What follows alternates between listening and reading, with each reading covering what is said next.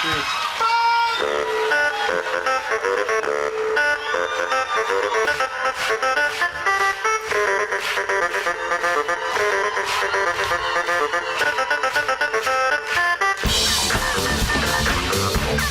Hello and welcome back to the second episode of the preseason midfield analysis. As always, I'm joined by Liam and we've broken it down into 2 episodes for your viewing and listening pleasure. Yes, thanks, Damon. It is great to be back and just to get back into it in general. And if you did miss the first episode, go back and take a listen to our analysis of the key midfield premos for season 2023. But anyway, let's jump straight in. Let's do it. Let's jump into the mid prices. First up, we've got Lockie Ash, 335.3K. In terms of value, he comes in almost 80K cheaper than his 2022 starting price, but for good reason. Yeah. We'll come back to that. His buy is in round 15, which is the 4th buy. And yeah, I guess looking at his discount on his 2022 starting price, did play some time in the midfield, but predominantly as a tagger. And if he is given the freedom to play his natural game, filling the absence of both Taranto and Hopper, he could be a smoky. We've seen the likes of Touk Miller and Keys go to another level after dropping the tagging responsibility. But given he scored only 1 ton in 2022, it is a massive ask for him to step up to a level worthy of selection. Now, if we use the sort of the 150K rule here, what's that? Get him up to 485. Yeah, okay. So you could potentially say that he could make you some cash, but it's probably not worth the investment at that price point. I probably want to see something from him in the preseason, and if a change translates to an uptick in scoring early on, only then should you really probably consider him. But otherwise, it's probably a hard pass for me. Yep, 100%. Like the only reason that I think we've got him listed there on the run sheet is a few people have mentioned him, and I saw as a few other podcasters were chatting about him as well. But yeah, for me, I think the big lure there is the fact that he's in the Giants engine room, or could potentially be in the Giants engine room because of the lack of Taranto and Hopper being there. So yeah, for me, keep it simple, hard pass. I can't see him stepping up or making enough points to make you enough cash. So let's move on to the next guy who is more tantalising an option, and it is Jacob Hopper, that man I just spoke of. He's priced at 332K. In terms of value, he is super value, I think. Played 21 games in 2021, had the injury-ravaged year in 2022. But in 2021, when he played almost that full year, he had a 97 average. So great value there.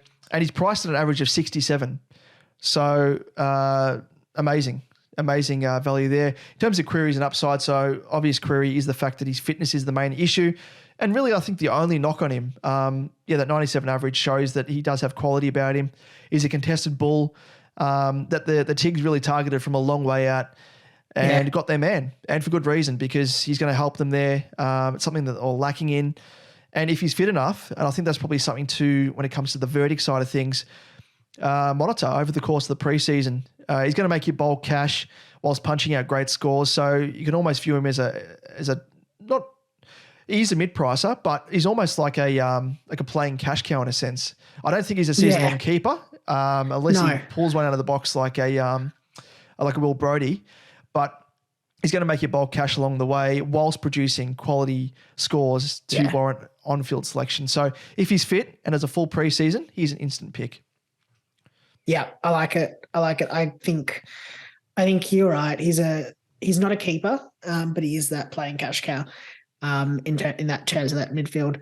That mid-price option. So he's going to get you to a primo a little bit quicker than the likes of a normal cash cow or a rookie cash cow.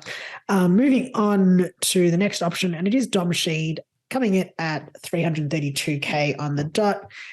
His starting price in 2022 was 478K. So there is definite value there, but obviously big durability issues, and the upside is probably low, in my opinion.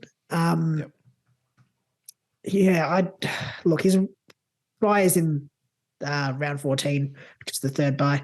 And he only played that one game due to injury in 2022, but he has a limited ceiling, only averaging 82, which featured just 6 tons in 22 games in 2021. I just don't think he's necessarily worth picking because his scoring is going to be inconsistent and limited. I think when you're looking at the fact that Jacob Hopper is priced at the exact same price, I think that's where I consider it. Like, there's just sort of no point picking Dom Sheed in my mind based off that. He'll make you some cash because he's obviously severely underpriced, but if you can obviously string some games together, obviously having those durability issues. But I just think Jacob Hopper is probably a better pick there. Yep, spot on. Given his scoring is both inconsistent and quite limited. So, I wouldn't be selecting him at all. That's just that's a high risk, low reward scenario. So just bypass him, I think. Another guy to look at, and again, probably fits into that. We're only discussing him because he's playing for the Giants, who are missing Taranto and Hopper, but it's Finn Callahan going into his second year. He's priced at $244K, a highly rated player, was a high draft pick from memory as well. In terms of value, provides better value compared to Ash, who we spoke of before, being over $90K cheaper, but is classified as an expensive rookie at his price with, decent upside, I think, in comparison. His buy is round 15, which is the fourth buy. And looking at his queries and upside, so he averaged 55 from 5 games last season and starts the season $6. $6? No, that's not right. $6, $6K. I think it's supposed to be $6K cheaper. Got a bit excited there than his final price point in 2022. Wasn't given an opportunity in the Giants engine room at all in 2022, but with Taranto and Hopper no longer there, again, big question mark, and we're asking this of all the Giants players. Virtually, there's a vacancy that he could fill. In terms of the verdict, probably at the price point that makes it hard to justify spending that extra dosh to start him ahead of cheaper rookies, but the opportunity is there for him to step up his game with great opportunity and role. For me, he's one to watch as a high-end cash cow in the early rounds of the season. See how he goes. Didn't disgrace himself really in the 5 games that he played. He's one to watch, I think, for me in summary. Yeah, he's hard. I just think at that price point, he's an expensive rookie, a very expensive rookie. And you're probably better off picking a rookie because you're going to have the extra cash left over and probably the same level of they need to score less. So they don't need to score as highly to make as much cash, if that makes sense. So I think there's probably the double benefit of a rookie at a rookie price. But theoretically, you're probably going to get higher scores from a Finn Callahan just based off his theoretically his better role and just being a bit more mature than some of the rookies. But yeah, I'd probably lean more towards some other rookies instead. And speaking of that, let's jump straight in. And now let's just also want to preface this with the fact that it is very, very early. Yeah. We are just going to run through, I guess, but we have the priced players. But we have the crystal ball as well to help us on our the SuperCoach Edge crystal ball, the patented crystal ball. The crystal ball guides us only so far. Rookies. Yeah, that's true. That's true. There's a disclaimer actually if you turn it over and you read the fine print. It is quite small because there is a lot of fine print, but it says there that it may not predict the future like we are, but especially with rookies. Yeah, you're right. Yeah, so it is tough. But we'll run through sort of the key options around that rookie price, so around 200K or less.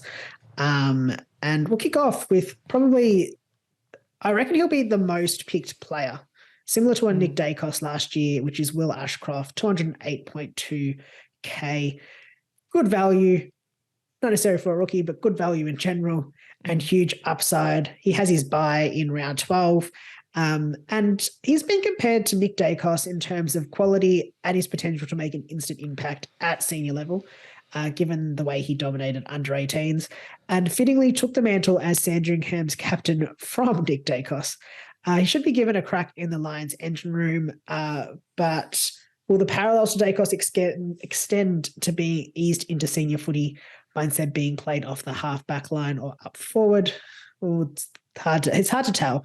I think he's definitely a lock and load. He is obviously on the expensive side for a rookie, but will hopefully make you bulk cash. He'll play 22 games and could punch out handy scores as an on-field rookie if the comparisons to Dacos do come to fruition. So he's in my side. I can't see him moving out of it, barring, I guess, injury or the obvious ones. Something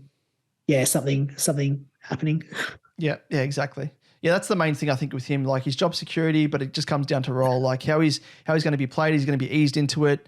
Dacos was eased into it, at an extent, but still was able to perform. So even if he's not in the engine room for the Lions straight up, I mean, they've now got Josh Dunkley as well, who's going to be demanding a few CBAs as well. So he might be involved in a few more rotations, Ashcroft. Obviously makes sense to manage him as well as a young player first year. Or he could be potentially even subbed out of the game tactically if he needs a bit of a breather. But yeah, I think he's going to be given every opportunity to play 22 games. So yeah, I'm the same as you, lock and load. Next guy is George Wardlaw. He sounds like a villain. I don't know about you, but he does. He does. I'm thinking of the guy, what's his name? In like Mario... Wario. That's what I'm thinking of, George Wardlaw. Or it sounds like... He does. I did think that though. He does sound like a villain. I'm thinking of, there's another, what's it called? It's in Arrested Development. Bob. Oh, that's right. There's a guy that owns his own law firm and he's a lawyer and his name's Bob Loblaw. You don't need double talk. You need Bob Loblaw. Bob Loblaw, no habla español. So it's just like the wordiest thing ever. So George Wardlaw, anyway, he's priced at 193.8. Value is pretty much on par with Will Ashcroft. Again, hard to say, but decent enough value given the wraps on him in under 18s. Decent upside as well, or could be potentially huge upside. Who knows? The buy is round 15, which is the fourth buy. The query is an upside, so he's obviously an elite midfielder with his contested work super impressive at junior level. Drafted at pick 4 by the Roos, so he will no doubt be given ample opportunity to play 22 games. Notably, isn't the strongest though. Looking at the draft pundits, the write-ups there, when it comes to his endurance, so it may be limited for game time and highly rotated early on, or potentially played elsewhere outside the engine room just to help him out there. Hasn't really played in any other position, though, outside of the midfield at junior level, which is something to note. So if he is parked up forward, for instance, his scoring ceiling may be further compromised given the unknown factor. So that's something that's quite interesting about good old Georgie boy there. In terms of verdict, a couple of queries over him at this stage, given the price point, and it may be a struggle justifying spending top dollar for both him and Ashcroft. So for me, I fall into that camp. It was either one or either or. And for me, I've fallen on Ashcroft, given the huge raps and the way that he dominated junior level. However, his solid job security is most appealing, but scoring output, who knows? See how he performs across the preseason in terms of his scoring output, and I think assess from there. Yeah, I agree. He's currently in my side. Whenever it comes to rookies, I always try and spend up as much as I can so that when we get closer to the season, I'm not trying to scrounge to get rookies. Yep. Yeah. So he's currently in my side. I don't know whether he'll make it into my side he'll be in my side at the end of round 1. But he currently is there. But that's purely just because if you can fit all of the most expensive rookies into your side, then you've got cash to play with when you inevitably drop some to lower priced options. But yeah, I tend to agree. I'm not sure if I can take Ashcroft and Wardlaw in. But I suppose we did it with Dacos and Paul Francis. Yeah. I don't know. Yeah. It's a strategy. We'll see. We'll try it and test it now. We know what it's like. We'll see. Yep. We'll see. But let's move on to Cam McKenzie at 180.3K. Another good value option with some great upside for the Hawks. Has that third bye in round 14. And obviously with the likes of Mitchell and Jager O'Meara no longer in the Hawks engine room, a round 1 debut could be on the cards for the new recruit. He does pride himself on his stoppage craft and most definitely fills a void in that aspect for the Hawks. His only real knock on his game is the consistency, being prone to fade outs at junior level. So in terms of the verdict, job security is solid, but like all other rookies, his scoring output is the question. Watch over the preseason and make sure he has that spot, in the midfield that we're hoping for. Yep. Like it. Moving on to another highly rated junior, especially by the Cats, because they selected him. It is Jai Clark. He's priced at 175.8K. In terms of value, not bad value, I guess. I mean, a lot of these guys are hard to assess, like we always say. Great upside, though. Potentially because, before I get into why, he's got the buy around 13, second buy for the Cats. The main reason is that a lot of people are reportedly saying that, they're not reported, they are saying that he's a young Joel Selwood clone. He's got leadership, he's got the quality, and he's got the potential to play from the get-go. So they're saying that he's going to have the sort of impact that Selwood did from his first year and just not taper. The question is, how does he break into a premiership winning lineup with so many already knocking down the door, namely another prize recruit in Jack Bowes? The verdict, well, job security, I think, when it comes to selecting rookies, that's the main thing, first and foremost. And then you have a look at their scoring capability. With Jai Clark, at this higher price point, you need to be assured that he's going to be playing from the get-go and have job security, not just in the short term, but longer term as well, which is always, again, hard to predict. But if he debuts in round 1, it'll go some way to suggesting how highly the coaching staff rate him. However, the Cats have been known to punt youngsters as quick as they bring them in if their form tapers, given their quality, depth, and competition for spots.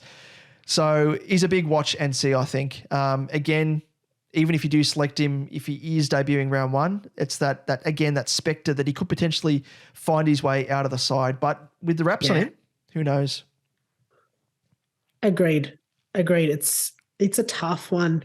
It's a watch and see. I mean, you can't really do much more. It's sort of the same with all the rookies. I would almost, even if he does have that round 1 spot sewn up, I'm fearful of the Cats. And if he doesn't, if his form tapers, I just can't see him holding his spot for very long. Yep. And I think that's a big concern. Moving on to our next option, and it is Mateus Philippou. What a name. I love it. 166.8K. Another good value option with some great upside. I suppose that's going to be the same with most of the rookies, just because they do have that. They're obviously underpriced generally. Highly rated. Buy in the first round. The first buy in round 12.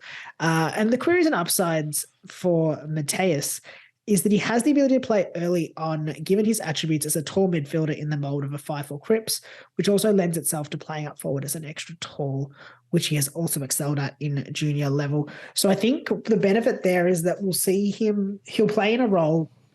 If he's not playing through the midfield, at the very least, he'll be playing forward. And he has that forward craft already. So it's not like he's playing in a role that's foreign to him. So there's a bit of a known quantity there. You'd probably expect that he would be eased into senior footy, playing as a bit of a tall forward with smaller stints in the midfield, which does mean his scoring output will be limited and reliant on goals. So probably a watch and see on his role. The higher price point is going to make it harder for him to make as much cash. Job security obviously is always a concern for any rookie. But I reckon he plays. I reckon he has a relatively, when I say relatively good job security, I mean, I don't think he'll be dropped at the first form, like just not showing form or his form tapering. I think he'll get given a little bit of leeway. But I'd be watching his output over the preseason. Yep, I like it. Ross Talks the Boss. A big game. Yeah, he does, doesn't he? He talks a very big game. So it'd be exciting to see him. Yeah, exactly right. Yeah, hopefully he delivers. But exciting player. So it would be interesting to watch there. Ross the Boss, just quickly as well, historically when he was coaching, renowned, didn't play too many youngsters, but I think he's going to change his ways. I just have a feeling that he's going to be, where St Kilda are at, what have they got to lose? New coach, new coaching staff virtually across the board. But I think, they're going to be blooding a few of those highly rated youngsters. First draft pick slid through to him, and he's got the X factor, which is good to see as well. So keep an eye on him. But moving on to another highly rated youngster as well, and for good reason, because he was a top draft pick, Oliver Hollands from my mob at priced at 162.3K. In terms of value, okay value, good upside. I won't say great upside because Philippou, he's got that X factor, dominated. So did Hollands in his own respect, but different player as well. With the buy, he's got round 15, which is the 4th buy overall.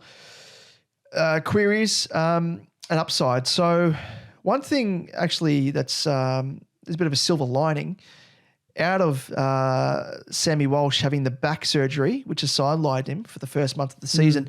Could that translate to an early opportunity for Hollands, which wouldn't have presented itself otherwise? So it may be a bit of a long shot given his slight frame. I think he weighs less than me. And he's taller than me, so he's an absolute stick. He's 71 kilos, dripping wet. But if he impresses in the preseason, it wouldn't surprise. If he can have an instant impact across the practice games, intra clubs, as a baggers man, I'd love to see him get a shot. They're saying that he's an endurance athlete. It's quite ironic in the sense that he's like Sammy Walsh. He can run all day. Super fit, which I know Andy Russell will be loving at the baggers. In terms of the verdict, even if he somehow is able to break into the team for a round 1 debut, I still question his long-term job security, as he'll be probably among the first to make way for when Walshy does return. Probably not one to spend up for me personally, but nonetheless one to watch across the preseason. Could be a bit of a smoky. Yeah, summed up perfectly, I think. Tough one to see holding his spot longer term.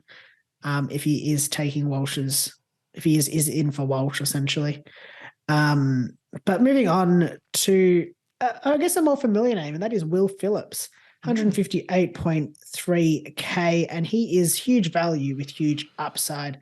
Obviously out in 2022 with glandular fever, but by all reports is super fit heading into 2023, and you would assume he would be given prime opportunity in the Roos engine room after being drafted with pick 3 all the way back in 2021. He does have that 4th buy in round 15. I reckon he's a lock and load. He's obviously, he's not super low priced. He's still a bit elevated as a rookie, but he's not a rookie. He's a bit more mature. Obviously, this would be his third year. I think it's time. I think he's a lock and load. He'll make you bulk cash. He's going to have pretty good job security and should be able to punch out some handy scores as an on-field rookie. So I reckon get on him. Yep, absolutely. He's one to jump on. No qualms about it. Lock and load. Moving on to the next down the line, and it is Jasper Fletcher for the Lions.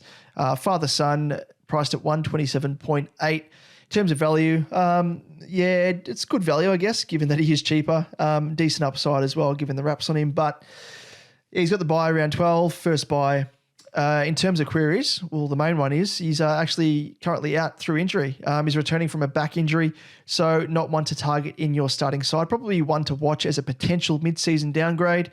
And given that return from injury and difficulty cracking into a super strong Lions team, it might mean his debut is pushed back even further when he is fit. So he may need to bide his time. So one to watch, I think, and probably speaks for itself there. Yep, agreed entirely. Moving on to my next option, and that is Connor Blakely, 123.9K. Obviously, a mature ager moving from the Dockers to the Suns. The reverse, Will Brodie. That's true. Value. Hopefully, the reverse Will Brodie. Hopefully, he mirrors Will Brodie though. and Yes. provides us with lots of value. And I think there is value. Yep, there's value. Oh God, I'm struggling now. Potentially huge upside as a cash cow as well. He has that. The buy in the second round because he's at the Suns now. Round 13. Struggled for opportunities at Freo and obviously has been recruited by the Suns for a reason. Whether that is to play a genuine role in the team or is just as depth remains to be seen. But he could shore up the Suns' defensive stocks. And as a mature ager on a super young list, I reckon he's a big watch over the preseason. And I think at his price, if he is able to get crack into that side, it's going to be a good cash cow for us. And that's, so if he's a watch and see, just basically, is he named in the side? Is he in, I guess, their first team? But I think if he is, definitely one that I will be jumping on. Yep, spot on. Absolutely. Moving down the list, next up we have Matt Johnson from Freo. He's priced at 123.9K. In terms of value, huge value. It's his second year. Potentially huge upside as a cash cow. He's got that round 12 buy, which is first up. In terms of queries and upside, so he is, yes, as I said, the second year youngster. He was very highly touted for an early debut, actually, in 2022, if not for injury. And with a vacancy on the wing left by Blake Acres, could he step into that role? Or can he break his way into the engine room proper? So he's a guy that you should keep an eye on very, very closely over the preseason. A big watch as to his role, security, and potential scoring output, which we'll get a snapshot of. But he's one that I think is probably going under the radar at this stage compared to the other more recent draftees. But at that price point, second-year player, you'd say mature, more of a mature body, being in the system for that one season. Keep an eye on him. Yeah, definitely like it a lot. Josh SINN from Port is next up with at a price of 123.9K. Another good option with huge value and nice upside as a cash cow, obviously, in his second season. He was recruited by Port with huge raps as a rebounding defender, but only played the one senior game and 3 reserve games in 2022. He has the 4th bye in round 15. And I guess in terms of the verdict, you'd think he will be given further opportunities at a senior level by Port at some stage. Probably have to watch the preseason to see if he can break his way into the starting 22. As an early cash cow, but you'd expect over the season he'll be an option for us as a downgrade potentially. Yep, very much so. Keep an eye on him. And rounding us out, Liam, we are at the finish line, believe it or not. We have gone through, I think it's 34 players now. This is the 34th, and it is Oscar Baker. We're both exhausted, but we've crawled our way to the finish line. We've analysed it to the nth degree. Oscar Baker, priced at 123.9K. In terms of value, like the others, great value. Could be huge value. Who knows? Upside is unknown for now. With the recruitment now at the Dogs from the Ds. He's got the round 15 bye, which is the 4th bye. And in terms of queries and upside, so he played 4 games over the previous 3 seasons at the Ds. Remains to be seen if he is just depth at the Dogs or if he can claim a spot in the Dogs lineup proper. And as to what spot he plays, who knows? Will he play on the wing? Will he play in defence, up forward? He's been played over a variety of roles from memory. And in terms of the verdict, what's it to say? He's one to watch over the preseason. He's an unknown quantity at this stage at the moment. And that rounds us out for the second part of our preseason midfield analysis episode. But hopefully there's enough info there to feast your collective eyes and ears on. Now, Liam, what do we have on the horizon for our next preseason analysis episode? Yes, if you haven't, I guess, figured it out, we'll be doing an episode on each line, I guess. And next episode, we'll be delving into and discussing the defensive line, which surprisingly holds among the top cheapie options, which I am very much looking forward to getting into. Yes, very juicy. We love it. Love a bargain. Love scrounging out our coins and just counting out what we've got. What can we save on? Who can we get? We get the old school calculator out from high school days, which they wouldn't use nowadays. They use their iPhones. Whoa, I don't know what the light on for. Oh, look at that. Wow, malfunctioning off. Maybe I should go back to a calculator. Yes, but we will be covering those lines, or those options, along with the usual breakdown of the premos and mid prices, as we did in this very episode. If you're keen to join the discussion, we encourage you to do so by commenting below this video if you're watching us on YouTube. And of course, don't forget to subscribe to our channel to get notifications about when we upload any content. We could pull a shifty and just put some bonus content out there, and you'd be the first ones to jump on it. Or alternatively, you can shoot us your comments and questions via... Yes, on Twitter, you can find us at @supercoach_edge, Damon at DamoJ88, myself at Liam Evans_95, and on Facebook and Instagram, if you search Supercoach Edge, you can send us a DM there. Well, that's it, Liam. It's been collectively a really, really long episode. We did it in one go, 2 hours length, and we need to recharge our brains. It's now 10 to 1 in the morning, and we've been at the coalface for you good folk in Supercoach Edge land. So thanks so much for tuning in, and it's great to be back, Liam. It feels good to be back, doesn't it? It's great to be back. It's good. This is our pre-season, for the pre-season. Yes. Does that make sense? It doesn't, but it is. It's our pre-season. It does before make we get sense. into the season proper. But thanks again for joining me, Liam, as my co-host, and we'll do it all again for the next episode. And we're hoping to catch you then. So we'll see you then. See you guys. You can get to sleep now, Liam. Actually yawn. Yeah, So let's get some sleep.